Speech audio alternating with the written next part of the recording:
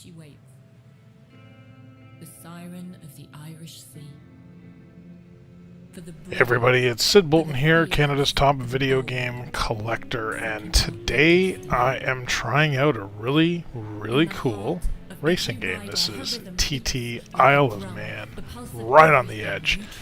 Today I'm playing on Xbox One, and this is actually probably the first real motorcycle racing game that I've actually spent any time with at all.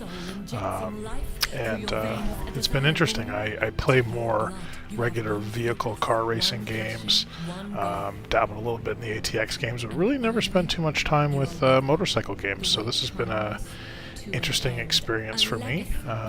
What you're watching right now is sort of the opening cinematics, setting up the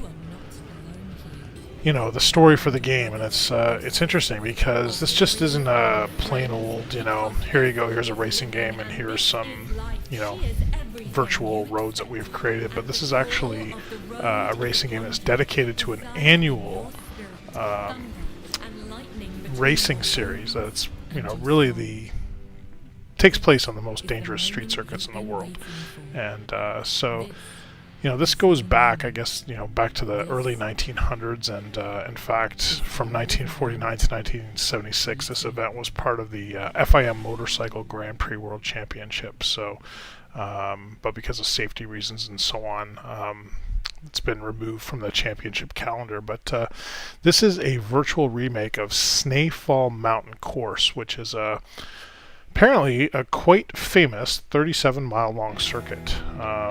And I had never really heard of it before, but for those that are into this kind of thing, then you're going to appreciate that.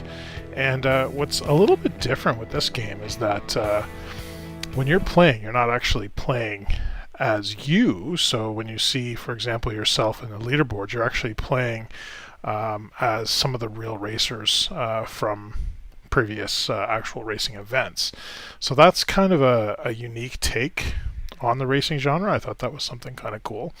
Now, I have to give a bit of a disclosure here.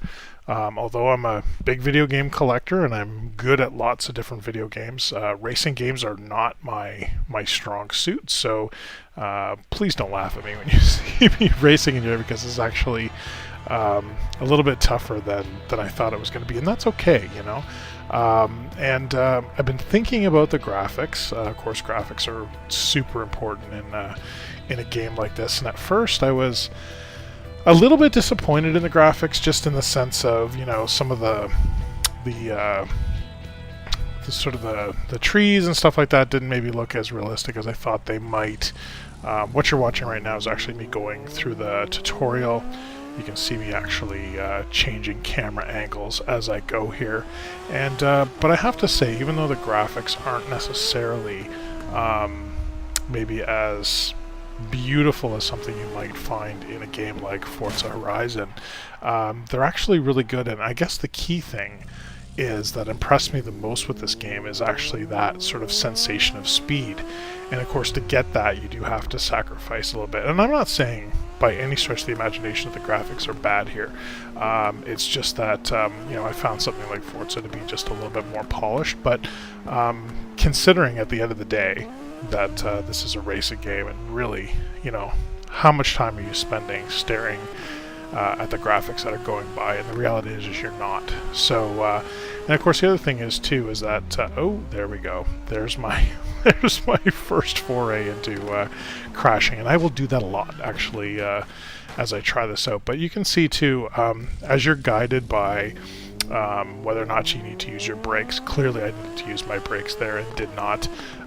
Those little markers, now in other games we call those chevrons, I actually love how they change as you're racing. So you can actually see them go from the sort of the standard yellow. Whoa, there, I've actually lost my entire bike.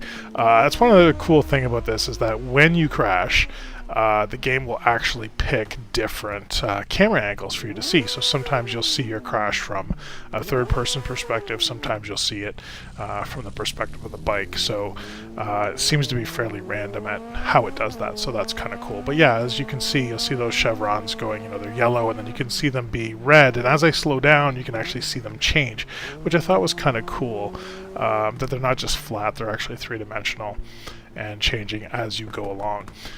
So yeah, as I'm going along here, and oh man, there I go down again, you know. The funny thing is that this game features tons of achievements, of course, and most of them are, you know, highly deserved achievements. But for me, the first achievement I received was actually Fall Guy, which you get for falling off your bike 10 times. And so if that's any indication, I mean, even before I finished my first official race, I had fallen off 10 times. So as I said, I am not the greatest at these kind of games, but I will say that you know, oh, I tried to pop a wheelie there. Yeah. The other cool thing is, although you might think you have sort of less control in some ways than you would in a car, it's pretty cool that in this game you can actually control the front brakes and the rear brakes. I thought that was a pretty neat thing, and maybe other motorcycle racing games have that. I don't know, because as I said, I am not that familiar with too many other ones. I own all kinds of other motorcycle racing games. I just haven't really, you know, played them to any great degree. But this one, you know, this game features the types of things that you would expect for, you know, a game like this. You've got your basically your quick race option. You've got the tutorial that I just went through. You can, of course, you know, buy different bikes and use a career mode that allows you to race through all kinds of different courses. There's a great variety in how these courses look. At first I thought, okay, they're all going to be similar with just trees around them and so on, but the game does a really, really good job of actually making you feel like the environments are different from race to race, which I thought was actually pretty impressive that it was able to do that, because I thought at first maybe, you know, hey, it's just going to be sort of very similar.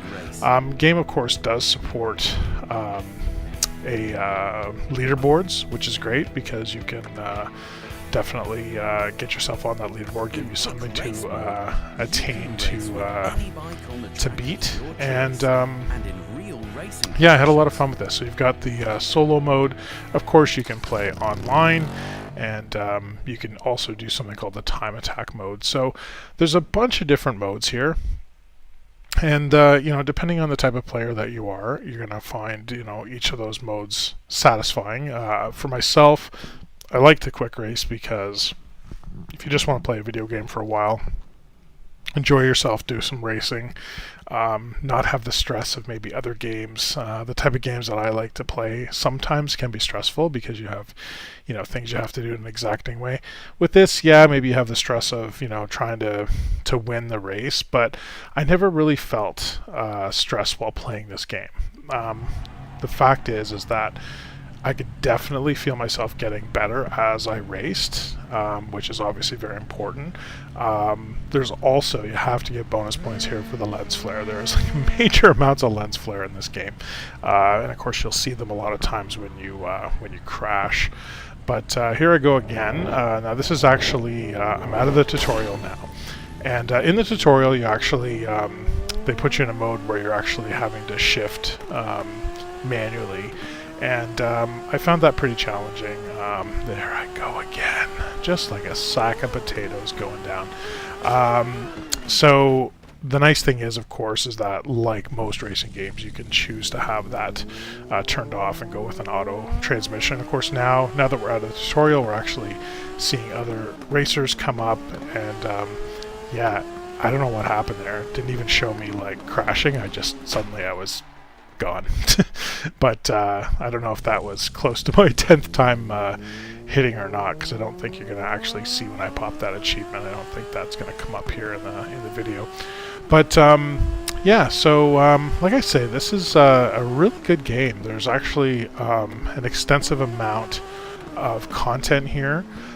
You've got lots of choices. I feel like I crashed in the same place in the tutorial there, but Yeah, it's got lots of choices, lots of content, and it really does cater to a number of styles of racing. And I think, again, the most important thing for me here is that, you know, the game is fast. It plays fast, and it's great. So I'm going to give TT Isle of Man a 9 out of 10.